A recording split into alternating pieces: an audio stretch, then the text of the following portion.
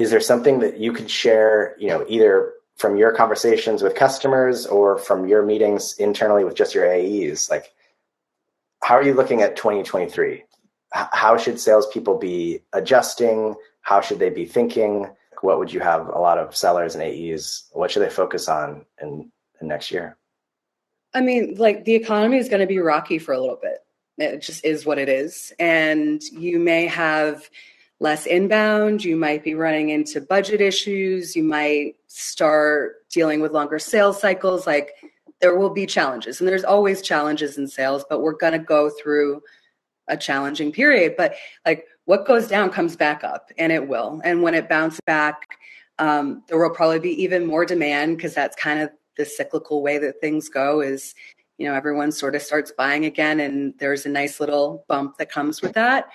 But over at least the first half of 2023, if I were a rep, I would be thinking about being super focused on my basics, like the fundamentals, because those are the easiest things to let go of if you get frazzled. So if you allow yourself to get frazzled, you're going to start slipping up on the simplest stuff, right? So like your execution is going to get more important, because maybe you'll have a little less to work. You're going to have fewer hand raisers that have a project and a budget set aside. So you're going to have to develop more accounts from a place that they weren't really ready to buy.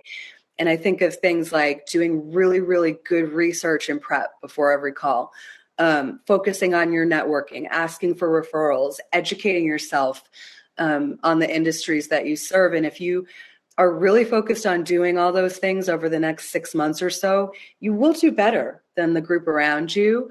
And then when you come out on the other side, you're going to be super polished too, because you were focused on the right things during a trickier time. So I think it's just very important that everyone keep cool, like, okay, it's a little rocky, but such is life.